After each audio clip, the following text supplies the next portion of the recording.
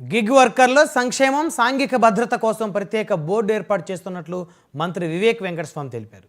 భారత్ జోడో యాత్రలో గిగ్ వర్కర్ల సమస్యలు తెలుసుకున్న రాహుల్ గాంధీ వాటి పరిష్కారానికి బాటలు వేశారని అన్నారు. గిగ్ వర్కర్ల కోసం ప్రత్యేక చట్టం ఏర్పాటు చేసిన మూడో రాష్ట్రంగా తెలంగాణ నిలుస్తుందన్న మంత్రి వివేక్తో మా chief reporter Srinivas face to face. Gig workers చట్టం తేవడంలో మరొక అడుగు ముందు పడిందని చెప్పొచ్చు. మనతో కార్మిక అండ్ గనుల శాఖ మంత్రి వివేక్ వెంకటస్వామి ఉన్నారు. వారిని అడిగి తెలుసు. చెప్పండి సార్, గిగ్ వర్కర్ చట్టం తెచ్చే విషయంలో ఇప్పటివరకు ఏం చర్యలు తీసుకున్నారు, ఇక ముందు ఎట్లా ఏం చేయాలి? రాహుల్ గాంధీ గారు భారత్ జోడో యాత్రలో గిగ్ వర్కర్స్ సమస్యలన్నీ కూడా అర్థం చేసుకున్నారు. నిజంగానే వారు డ్రైవ్ చేస్తున్నారు దేశవ్యాప్తంగా గిగ్ వర్కర్స్ని ఎట్లా ఆదుకోవాలి. మన తెలంగాణ రాష్ట్రంలోనే 4 లక్షల మంది గిగ్ వర్కర్స్. మొట్టమొదటిగా కాంగ్రెస్ ప్రభుత్వం అశోక్ గెహ్లోట్ గారు రాజస్థాన్లో ఉన్నప్పుడు గిగ్ వర్కర్స్ తీసుకొచ్చారు. తర్వాత సిద్ధరామయ్య గారు కర్ణాటకలో తీసుకొచ్చారు. ఇప్పుడు రేవంత్ రెడ్డి గారు మన తెలంగాణలో కాంగ్రెస్ ప్రభుత్వం ఉంది. వారు కూడా మొన్న ఎలక్షన్లో మాట ఇచ్చారు, మేము కూడా గిగ్ వర్కర్స్ని ఆదుకుంటాము. గిగ్ వర్కర్ సమస్యలు ఏమున్నాయో ఇవన్నీ కూడా యాక్ట్ ప్రకారంగా తీసుకొస్తామని చెప్పి చాలా డిస్కషన్స్ చేశాం. అదే ఇప్పటివరకు మీరు క్షేత్రస్థాయిలో గిగ్ వర్కర్స్తో భేటీ అయ్యారు, అలాగే వాటికి సంబంధించిన అనుబంధం అవుట్కమ్ ఏమొచ్చింది, మీరేమనుకుంటున్నారు? అవుట్కమ్ ఈ డ్రాఫ్ట్ యాక్ట్ ఆల్రెడీ పబ్లిక్ డొమైన్లో పెట్టాం. 66 సజెషన్స్ వచ్చాయి. వర్కర్స్ కొన్ని సజెషన్స్ ఇచ్చారు, అగ్రిగేటర్స్ కొన్ని సజెషన్స్.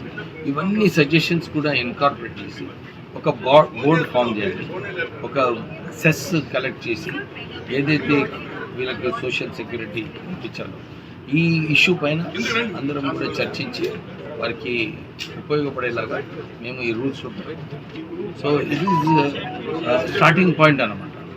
ఎందుకంటే కొత్త ఇండస్ట్రీ, కొత్త బిజినెస్ మోడల్, దీంట్లో కొన్ని ప్రామిసెస్ ఎంతమంది చేశారు, ఇప్పుడు ఎక్కువ మంది అయిపోయినారు. దీంట్లో కొన్ని సమస్యలు ఉన్నాయి. దీంట్లో ఎట్లా అల్టిమేట్లీ మినిమం వేజెస్, వీళ్ళందరూ చాలా కష్టపడి పనిచేస్తున్నారు గిగ్ వర్కర్స్, వీళ్ళందరికీ కూడా ఎట్లా మినిమం వేజెస్ వరకు ఎట్లా రావాలి. ఎందుకంటే వీళ్ళ బిజినెస్ మోడల్ వేరేగా ఉంది. ఇవాళ మాకు ఈ గంటకు 1 గంట పని చేస్తారు, తర్వాత పోయి వేరే పని చేసుకుంటారు, మళ్ళీ ఈ పని ఉంటే మళ్ళీ వస్తారు. సో టైమింగ్స్ అన్నీ కూడా వేరేగా ఉంది. ఇది స్టాండర్డ్ బిజినెస్ లెక్క లేదు. సో అలాగే ఈ రంగంలో ఎక్కువ ప్రమాదాలు చోటు చేసుకుంటాం. ఆ కోణంలో కూడా ఈ చట్టంలో అది వీళ్ళకు ఫస్ట్ బేసికలీ ఒక ఇన్సూరెన్స్, సరైన ఇన్సూరెన్స్. ఎందుకంటే ఈసారి వాళ్ళ మీటింగ్లో కొందరు మన కార్మిక నాయకులందరూ కూడా అన్నారు, సార్ ఈ కండిషనల్ ఇన్సూరెన్స్ ఉంది, సో దీన్ని కూడా చేంజ్ చేసేది అవసరం ఉంది. సో ఏదైతే చేంజ్ చేయాలో ఈ బోర్డు నిర్ణయం తీసుకుంటుంది. తర్వాత ఎట్లా వీళ్ళందరికీ కూడా ప్రొటెక్ట్ చేస్తూ బోర్డు విల్ టేక్ కాల్. అంటే చట్టం ద్వారా ఏమేమి ప్రయోజనాలు వీళ్ళకి అందించాలని ప్రభుత్వం యోచిస్తుంది. అదే ఈ చట్టం ద్వారా first recognition of gig workers ఇప్పటివరకు లేదు. వారికి recognition, first recognition of gig workers, second formation of gig workers board. దీంట్లో అగ్రిగేటర్స్ ఉంటారు, వర్కర్స్ ఉంటారు, డిపార్ట్మెంట్ ఉంటారు. సో వాళ్ళు ముగ్గురు కలిసి ఏదైతే సమస్యలు ఉంటాయో, అంటే ఇప్పటి వరకు గిగ్ వర్కర్ ఉన్నప్పుడు రిజిస్ట్రేషన్ లేదు, దాంట్లో మ్యాండేటరీ చేయడం లేదు. ఈసారి అందరు గిగ్ వర్కర్స్